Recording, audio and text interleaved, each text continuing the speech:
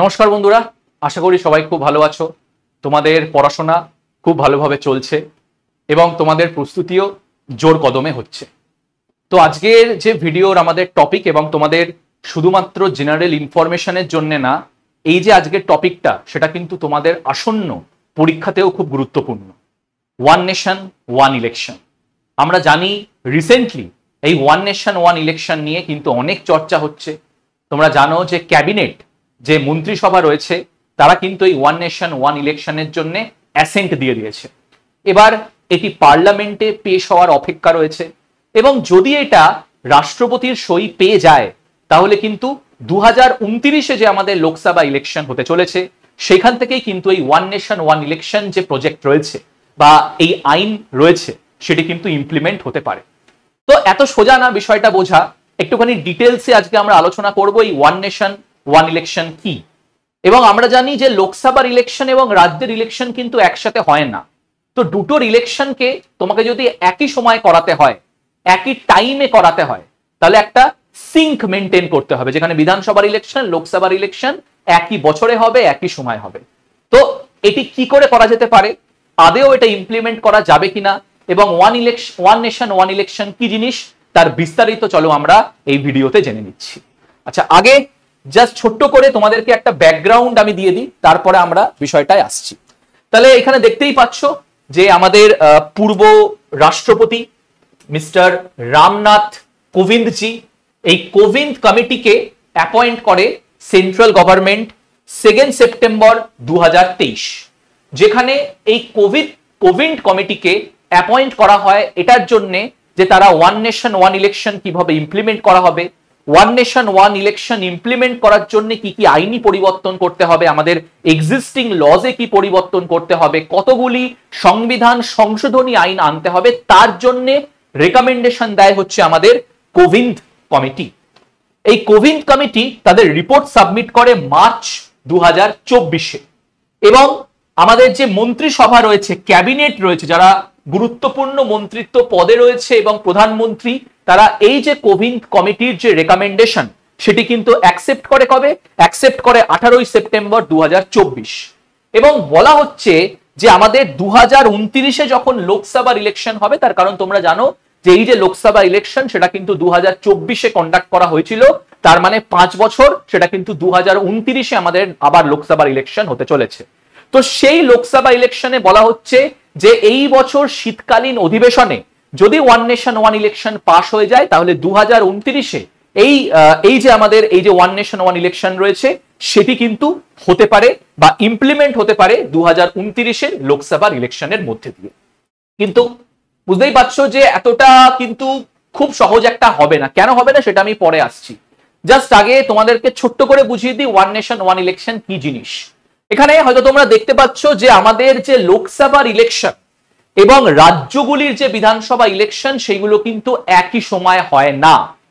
আমরা জানি যে আমাদের লোকসভা ইলেকশন প্রত্যেক 5 বছর অন্তর অন্তর হয়। প্রত্যেকটা রাজ্যে যে বিধানসভা ইলেকশন রয়েছে যেটার দ্বারা আমরা রাজ্যের সরকারকে আনি সেটাও কিন্তু 5 বছর অন্তর অন্তর হয়, কিন্তু সেটা কিন্তু একই বছরে একই সময় হয় না, মানে সিঙ্কে কিন্তু হয় না। যেরকম 2024-এ আমাদের লোকসভা ইলেকশন হলো, আমরা জানি যে আবার আমাদের জম্মু এন্ড কাশ্মীরের ইলেকশন হচ্ছে, কিন্তু পরবর্তীকালে তোমরা জানো যে 2025-এ ঝাড়খণ্ড, আসাম এইগুলোর ইলেকশন বাকি রয়েছে। 2026-এ আমরা জানি আমাদের কেরালা, তারপরে ওয়েস্ট বেঙ্গল ইলেকশন রয়েছে, এমনকি 2024-এ মহারাষ্ট্রেরও কিন্তু ইলেকশন রয়েছে, হরিয়ানারও ইলেকশন রয়েছে। তাহলে আমরা কিন্তু আপাতত এটা জানি যে লোকসভার আমাদের যে ইলেকশন হয় সেটি কিন্তু একই সময়, মানে বিধানসভার সাথে সাথেই কিন্তু ইলেকশন হয় না। এই ইলেকশনের যে ডেট সেটি কিন্তু সম্পূর্ণ আলাদা।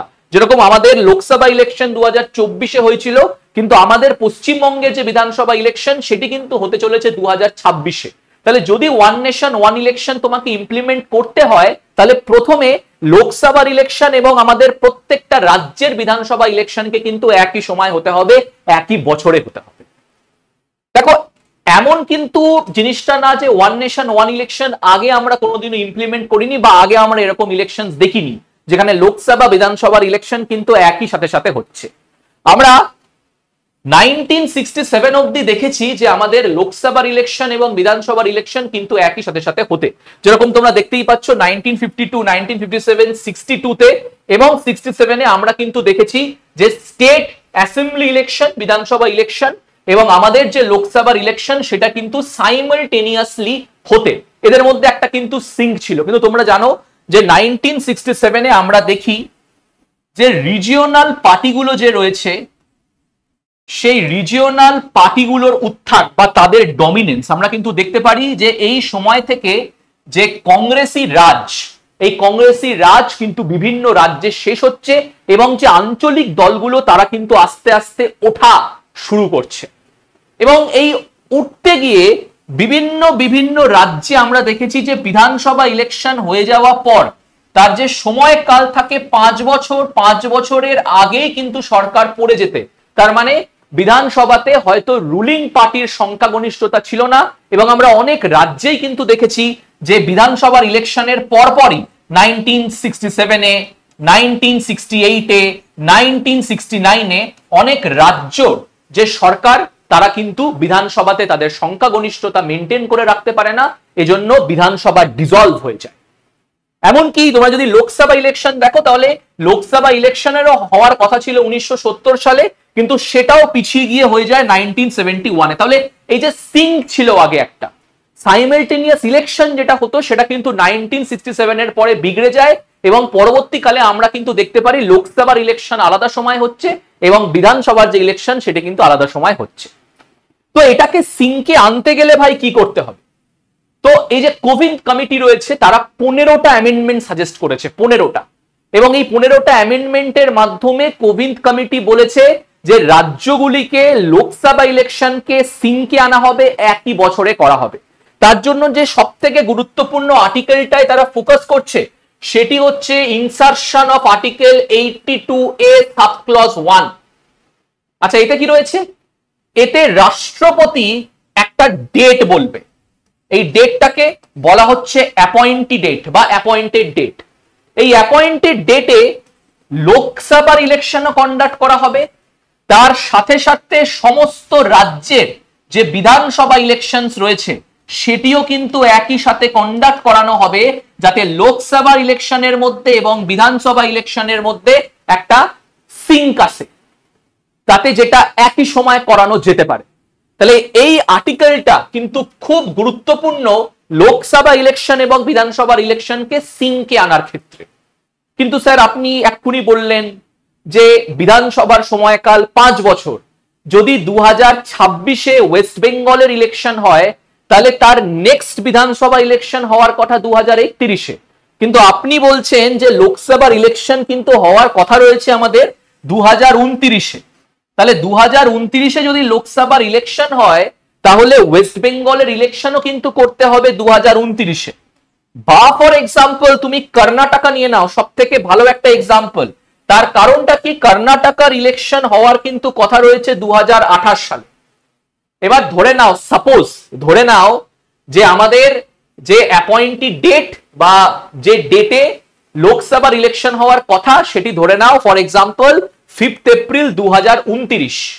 তো এই 5 এপ্রিল 2029-এর মধ্যে সবকটা বিধানসভার ইলেকশনও কিন্তু কন্ডাক্ট করাতে হবে। কিন্তু আমরা দেখছি যে কর্ণাটকার যে বিধানসভা সেটি 2028-এ তার ইলেকশন কন্ডাক্টই হচ্ছে। তার মানে কর্ণাটকার যে বিধানসভা সেটি কিন্তু 1 বছর অবধি মাত্র রান করবে। কেন?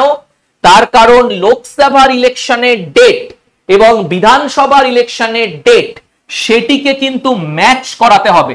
এই যে বারবার আমি এই শব্দটা বলছি, সিঙ্কে আনতে হবে। মানে ওয়েস্ট বেঙ্গল ইলেকশন যদি 2026 সালে হয় এবং রাষ্ট্রপতি যদি ডিসাইড করে যে 2029 সালে আমরা ওয়ান নেশন ওয়ান ইলেকশনের ডেট ফেলবো, তাহলে ওয়েস্ট বেঙ্গলের সরকার কিন্তু আর 5 বছর চলবে না, শুধু 3 বছরই চলবে, 2026 থেকে 2029। দেখা যাক এবারে রাষ্ট্রপতি ডেট ফাইনাল করতে পারে কিনা যে লোকসভার পরবর্তী লোকসভার ডেট কি হবে, যেই দিনকে সিঙ্ক মানে প্রত্যেকটা রাজ্যের ইলেকশন এবং লোকসভার ইলেকশন করানো যেতে পারে। এই হচ্ছে আমাদের প্রথম পার্ট। এবার দেখো এইখানেই কিন্তু শেষ হয়ে গেল না, তোমাকে কিন্তু এটাও ভাবতে হবে যে লোকসভার সময়কাল হচ্ছে 5 বছর, তাই তো? লোকসভার সময়কাল হচ্ছে 5 বছর, এবং আমরা জানি যে রাজ্যের যে ইলেকশন হচ্ছে, বিধানসভার যে ইলেকশন হচ্ছে বা স্টেট অ্যাসেম্বলি যে ইলেকশন হচ্ছে, তারও কিন্তু ডেট হচ্ছে 5 বছর। মনে করো 5 বছরের আগে যদি কোনো রাজ্যের দল বিধানসভাতে সংখ্যাগরিষ্ঠতা মেজরিটি না রাখতে পারে, তাহলে তো 5 বছরের আগেই সরকার পড়ে যাবে নাকি? তাহলে সেই সময় যদি আবার নতুন ইলেকশন হয়, তাহলে তাদের সরকার কি আবার 5 বছর চলবে? এরকম তো হতে পারে না। কিন্তু সরকার কিন্তু 5 বছরের আগেই পড়ে যেতে পারে এবং নতুন ইলেকশন কন্ডাক্ট হতে পারে। তো এই যে ভেজাল রয়েছে, ভেজাল আমি বলছি, এটাকে দূর করার জন্যও কিন্তু একটা কোবিন্দ সরকার একটা মাস্টার স্ট্রোক খেলেছে। সে কি করেছে? সে 5 বছর টেনিয়ারটাকে দুটো ভাগে ডিভাইড করেছে। একটা হচ্ছে ফুল টার্ম মানে হচ্ছে বিধানসভা বা লোকসভার সময়কাল 5 বছর চলছে, মানে পুরো তারা 5 বছর কমপ্লিট করলো। 2029-এ লোকসভার ইলেকশন কন্ডাক্ট হলো এবং সেটা 2034 অব্দি চললো, 5 বছর পুরো হয়ে গেল। বা যে কোনো রাজ্যে বিধানসভা 2029-এ কন্ডাক্ট হলো, সেটি 34 অব্দি চললো, তার মানে 34 এর পরে আবার 5 বছরের জন্য ইলেকশন কন্ডাক্ট করানো হবে। তাহলে দুটোই ঠিকই থাকছে। কিন্তু আরেকটা দেখো, তোমরা দেখতে পাচ্ছ, এটা হচ্ছে আনএক্সপায়ার্ড টার্ম। মানে 5 বছরের আগে যদি সরকার পড়ে যায়, তাহলে তো সিংটা আবার ভেঙে যাচ্ছে, তাহলে তো সিংটা আর রয়েছে না। কারণ 2029 থেকে 2034 অব্দি লোকসভার সরকার চলতে পারে বা অন্য বিধানসভার সরকার চলতে পারে যদি তারা 5 বছর কমপ্লিট করে। কিন্তু অন্য রাজ্য যদি 5 বছরের আগেই সরকার ভেঙে যায়, মনে করো সরকার, এক্সাম্পল মনে করো এইখানে আমি জাস্ট লিখছি, এটা একটুখানি ভালো করে দেখো। মনে করো ফর এক্সাম্পল লোকসভার ইলেকশন কন্ডাক্ট হলো 2029-এ, সমস্ত বিধানসভার ইলেকশনও কন্ডাক্ট হলো 2029-এ। আচ্ছা, লোকসভার ইলেকশন কিন্তু চললো, মানে 2034 অব্দি লোকসভা 5 বছর পারফর্ম করলো বা অন্যান্য রাজ্য 5 বছর পারফর্ম করলো, মানে 2034-এ তারপরে আবার নেক্সট ইলেকশন হবে। এতে কোনো কিছু প্রবলেম হচ্ছে না। প্রবলেম কোথায় হবে? ফর এক্সাম্পল মনে করো কর্ণাটকা, বা ফর এক্সাম্পল মনে করো মহারাষ্ট্র, তাদের মনে করো ইলেকশন কন্ডাক্ট হলো 2029-এ, 2034 অব্দি ফুল টার্ম চলার কথা, কিন্তু দেখা গেল সরকার চললো 3 বছর অব্দি, 3 ইয়ার্স অব্দি। তাহলে এটাকে কোভিড যে কমিটি রয়েছে তারা কি বলছে? কোভিড কমিটি বলছে এটা হচ্ছে আনএক্সপায়ার্ড টার্ম। তাহলে আনএক্সপায়ার্ড টার্ম যদি হয়, 5 বছরের আগে যদি সরকার ভেঙে যায়, তাহলে অবশ্যই কিন্তু নেক্সট ইলেকশন কন্ডাক্ট করানো হবে। কিন্তু নেক্সট ইলেকশন কন্ডাক্ট করানোর পরে সেই সরকার কিন্তু 5 বছর চলবে না। রিমেনিং যে সময়টা রয়েছে, সেই রিমেনিং সময় অবধি কিন্তু সরকার থাকবে। ভালো করে ব্যাপারটা দেখবে, শুধু রিমেনিং টাইম অবধি কিন্তু সরকার থাকবে।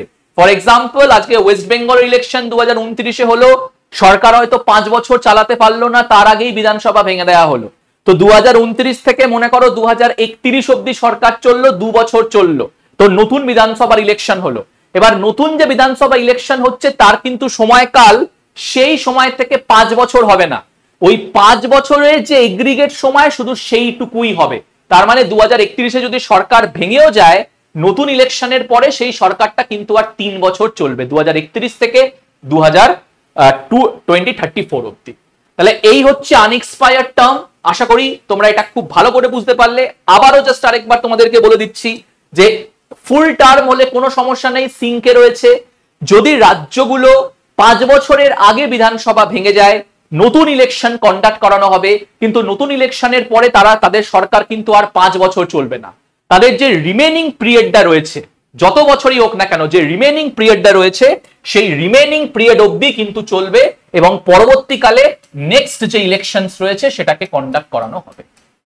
তাহলে এই হচ্ছে আমাদের কোভিড কমিটির দুটো যে মোস্ট ইম্পর্টেন্ট ব্যাপার ছিল।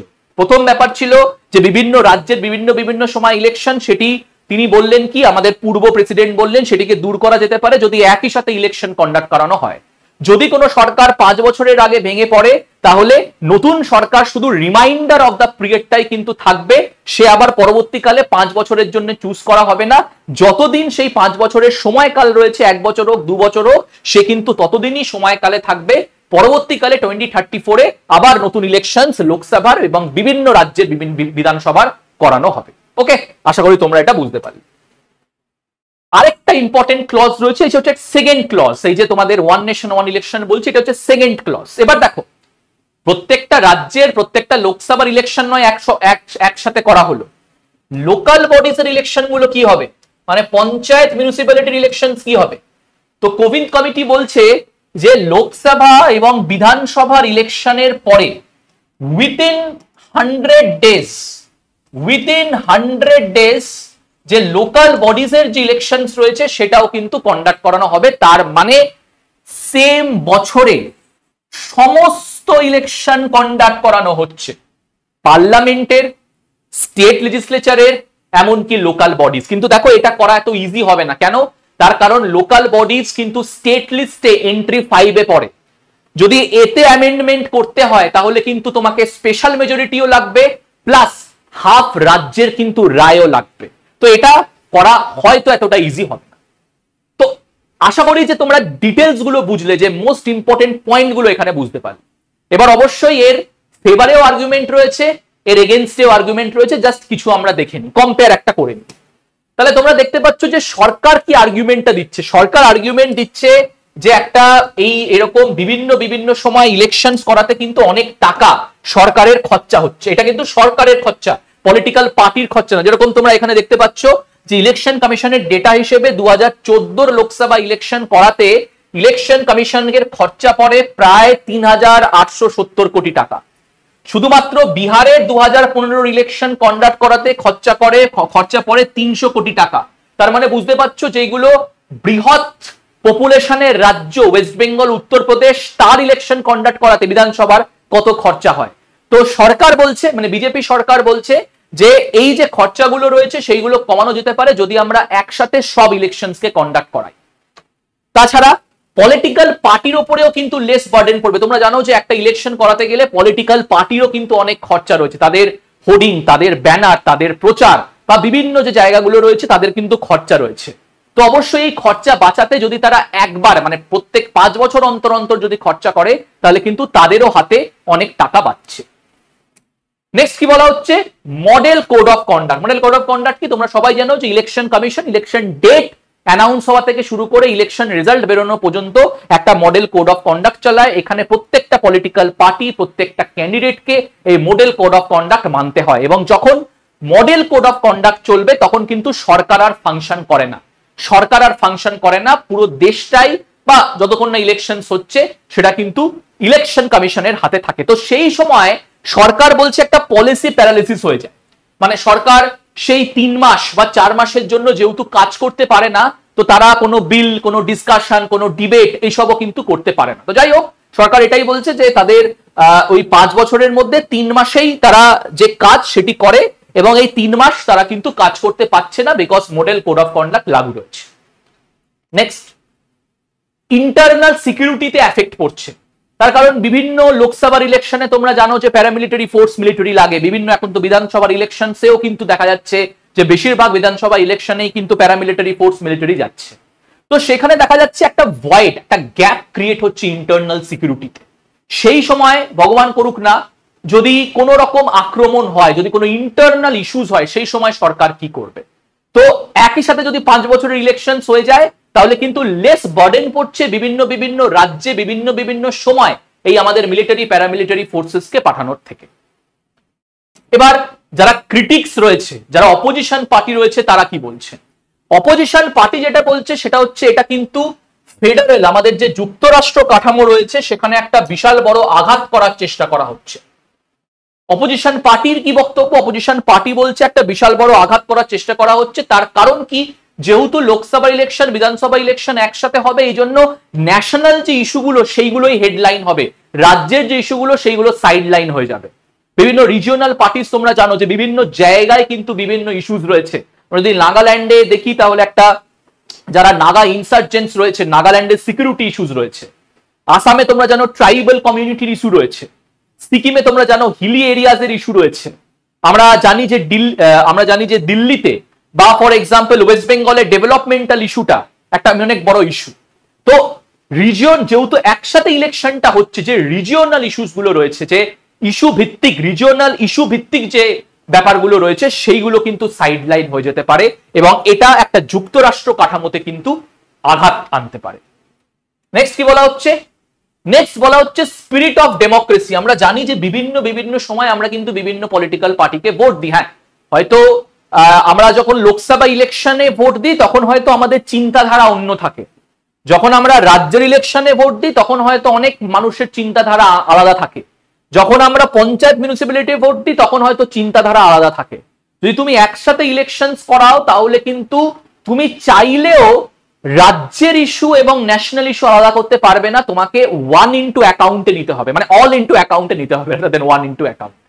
তো এই বিষয়টা যে ডেমোক্রেসিতে একটা আঘাত পড়ছে, যেখানে সব মানুষরা তাদের যে ভাবনা চিন্তা রয়েছে সেটা বিভিন্ন ইলেকশনে ব্যক্ত করতে পারতো, সেটা কিন্তু আর পারবে না। ফর এক্সাম্পল তোমরা দেখো না যে বিধানসভা ইউপি কিন্তু খুব ভালো ফল করেছে, আবার দেখো লোকসভাতে ইউপি কিন্তু একবারেই ভালো ফল করেনি। তো এই ব্যাপারগুলো কিন্তু এখানে একটা ইম্পর্টেন্ট ফ্যাক্টর হয়ে দাঁড়াতে পারে। নেক্সট আমরা দেখে নেব। নেক্সট ওয়ান ইলেকশন কিন্তু একটা টাইম স্ট্রেনিং প্রসেস। তোমরা দেখতে পারলো যে আমাদের লোকসভা ইলেকশন প্রায় 7টা ফ্রেজে হলো, এতদিন ধরে ইলেকশন চললো। আমাদের পশ্চিমবঙ্গে যে বিধানসভা ইলেকশন সেটিও হয়তো আমি ঠিক মনে নেই, সেটাও মনে হয় 8টা ফ্রেজে হয়েছিল। ইউপির ইলেকশনও কিন্তু অনেক কটা ফ্রেজে হয়, অনেক দিন অবধি চলে। তাহলে এটা কিন্তু টাইম কনস্ট্রেন্টের ব্যাপার, এবং যখনই টাইম কনস্ট্রেন্টের ব্যাপার হচ্ছে তখনই তোমরা জানবে যে সেখানে কিন্তু আরো টাকাও বেশি খরচা হবে। তার কারণ যদি ইলেকশন কমিশনকে একসাথে যদি ইলেকশন কন্ডাক্ট করাতে হয় তাহলে বুঝতেই পারছো সেখানে কিন্তু তাদের অবশ্যই রিসোর্সেস লাগবে, ইভিএমস লাগবে, কর্মী লাগবে, পোলিং বুথ লাগবে, ট্রেনিং পার্সোনেল লাগবে। তার মানে এখানে জাস্ট আমি একটা ডেটা দেওয়ার চেষ্টা করেছি, এটা ইসিআই এর ডেটা, ইলেকশন কমিশনের ডেটা। তারা পাবলিশ করেছে যে 2029-এ, এটা কিন্তু ওয়ান নেশন ওয়ান ইলেকশনের না, 2029-এ লোকসভা ইলেকশনে ইলেকশন কমিশন এস্টিমেট করছে যে টোটাল খরচা একবার দেখো, বলছে যে 53 লাখ খরচা হতে পারে ব্যালট ইউনিটে, 38 লাখ খরচা হতে পারে বিভিন্ন ইভিএমস এ, 41 লাখ খরচা হতে পারে ভিভিভি প্যাটে, তার সাথে সাথে সিকিউরিটি পার্সোনেল ধরো, তার সাথে সাথে তাদের খাওয়ার জায়গা, থাকার জায়গা, বিভিন্ন পোলিং এজেন্টদের থাকার জায়গা, পোলিং বুথ ঠিক করে দেওয়া। তো এই যদি টাইম টেকিং হয় তাহলে কিন্তু আরো পয়সা, এক্সপেন্সেস বেশি খরচা। এবং সব থেকে গুরুত্বপূর্ণ কথা যেটা দিয়ে আমি শুরু করেছিলাম, কেন এই ওয়ান নেশন ওয়ান ইলেকশন কিন্তু পার্লামেন্টে পাস নাও হতে পারে, তার কারণটা হচ্ছে বিজেপির কিন্তু এখন আর সংখ্যাগরিষ্ঠতা নেই। হ্যাঁ, 2019-এ বিজেপির একক সংখ্যাগরিষ্ঠতা ছিল এবং তারা যেহেতু বেশিরভাগ বিধানসভাতেই রুল করছিল, তারা অ্যামেন্ডমেন্ট অ্যাক্ট পাস করতে কিন্তু খুব সোজা হতো। এবং তোমরা জানো যে সাধারণ আইন এবং অ্যামেন্ডমেন্ট অ্যাক্টের মধ্যে কিন্তু একটা পার্থক্য রয়েছে। পার্থক্যটা এটাই যে অ্যামেন্ডমেন্ট অ্যাক্টে কিন্তু 2/3 মেজরিটি লাগে, মানে যদি সেটা স্পেশাল মেজরিটিতে পাস করতে হয়।